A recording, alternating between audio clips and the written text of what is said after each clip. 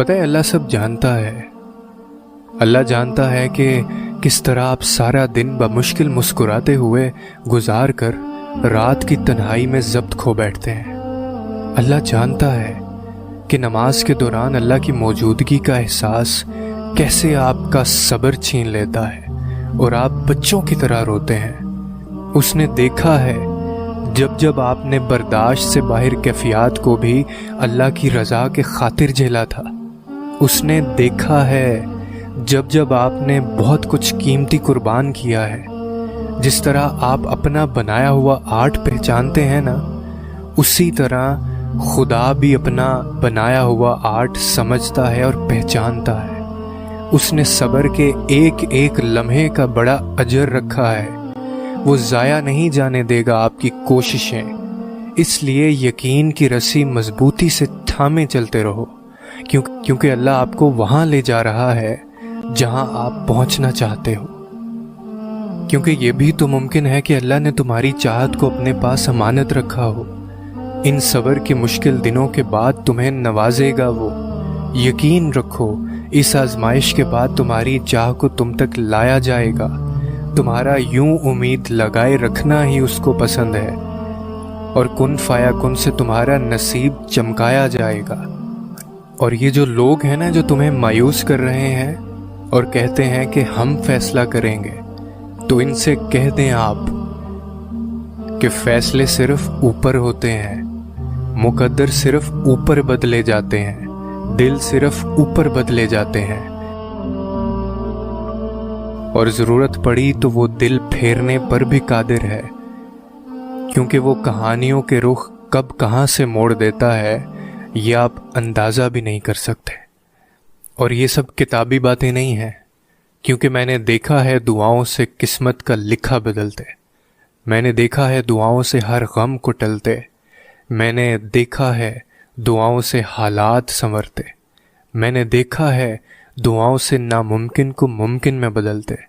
تم بھی دیکھو گے دعاؤں کو حقیقت بنتے، اور پھر یہی لوگ دیکھیں گے دعاؤں سے معجزے ہوتے.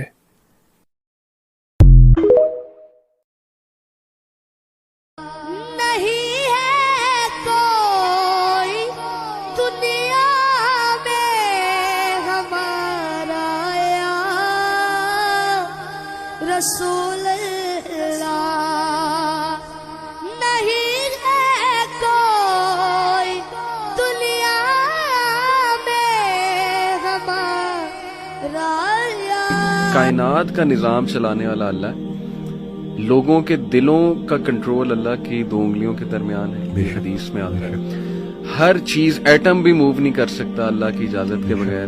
اللہ الوکیل ہے، جس کا مطلب ہے ڈسپوزر آف افیئرز.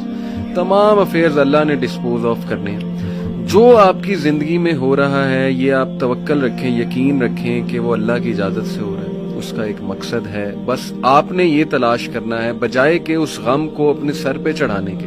جیسے آپ نے کہا you just have to find out کہ یار یہ آیا کیوں، اس کا مقصد کیا، یہ مجھے کیا سکھانا چاہ رہا ہے. اور سجدے میں جا کے بندہ رو پڑے اللہ کے آگے، اللہ سے تقویت مانگے، اللہ سے کہے کہ اللہ مجھے پرسپیکٹیو دے.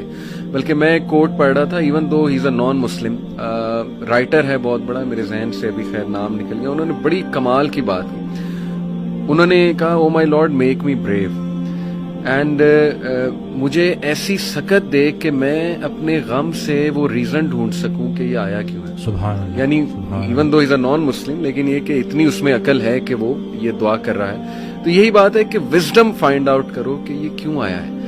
اور بلکہ میں ڈاکٹر صاحب ایک میرے دوست ہیں بڑے اچھے اسکالر ہیں، انہوں نے ایک بڑی پیاری بات کی. انہوں نے کہا کہ جب بندے پہ غم آئے نا تو چلو کچھ دیر غمگین رہنا یہ نیچرل ہے، فطری ہے. رسول اللہ صلی اللہ علیہ وسلم پہ بڑے غم آئے. حضرت خدیجہ کی جو ڈیتھ تھی وہ اس سے بڑا غم نہیں تھا. The most smiling face did not smile for months. تو اٹس نیچرل، اوکے. لیکن وہ رک نہیں گئے.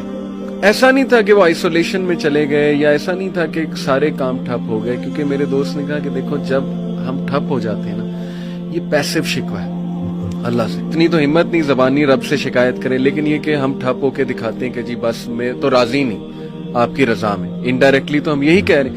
انہوں نے